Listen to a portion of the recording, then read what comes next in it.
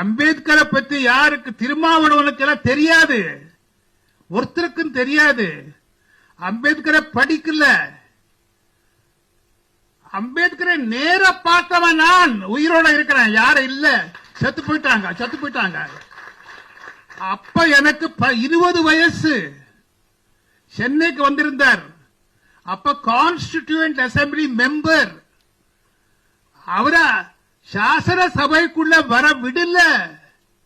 திருமாவளவனுக்கு தெரியாது. காங்கிரஸ்காரன் இப்ப இருக்கக்கூடிய அறவேக்கடு காங்கிரஸ்காரனுக்கு தெரியாது. நான் எழுதியிருக்கேன், அன்று அம்பேத்கர் 370 வேண்டாம் என்று சொன்னதை, விரும்பியதை நடைமுறையில் காட்டியது மோடி. அவர் பாக்யராஜ் சொல்வார், நினைத்தது. Dr. Ambedkar, do you think democracy is going to work in India? No. Except in a formal sense, if you want. Well, but elections are very important. No. இல்லை, அவை உண்மையில் நல்ல ஆட்களை உருவாக்கினால் தேர்தல்கள் முக்கியமானவை. But aren't they important because they're allowed to change the government? I mean, it's better to change peaceably than to change. Yes, but who has got the idea? You see? ஆம், ஆனால் வாக்கெடுப்பு அரசாங்கத்தை மாற்றுவதற்கு என்பதை எத்தனை பேர் அறிவார்கள்? யாரும் இல்லை. மக்களுக்கு அது பற்றிய உணர்வும் இல்லை. நமது தேர்தல் முறையும் வேட்பாளர்களை தேர்ந்தெடுக்க அனுமதிப்பதில்லை. எடுத்துக்காட்டாக, எருது சின்னத்தில் வாக்களிக்கும்படி காங்கிரஸ் கட்சி கூறினால் அதில் நிற்கும் வேட்பாளர் யார் என்ற கேள்வி எழுவதில்லை. அதை பற்றி மக்கள் கவலைப்படுவதில்லை.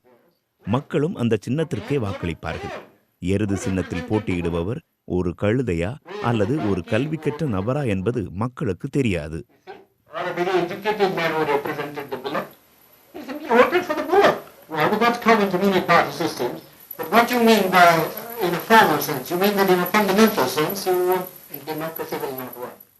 நாடாளுமன்ற முறையுடன் முற்றிலும் ஒத்திசைந்து செல்லாத சமூக கட்டமைப்பை நாம் பெற்றிருக்கிறோம்.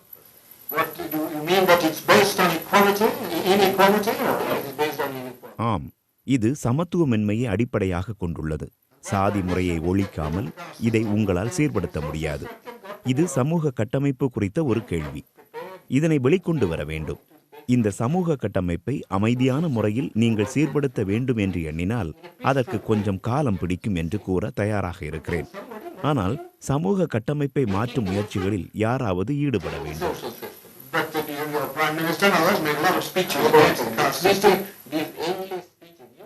அவையெல்லாம் முடிவில்லா பேச்சுக்கள் தான்.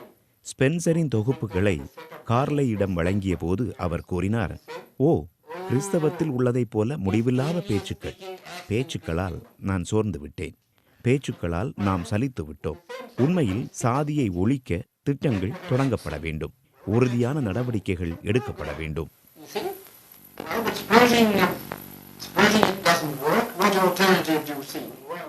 மாற்றாக எதுவுமே சாத்தியம்தான். எடுத்துக்காட்டாக கம்யூனிசம்.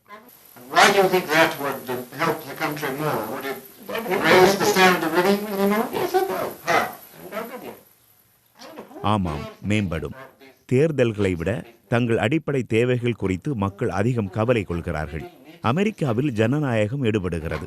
அங்கு கம்யூனிசம் வரும் என்று நினைக்கவில்லை. காரணம், ஒவ்வொரு அமெரிக்கரின் வருமானமும் அதிகம். I've just come from that country.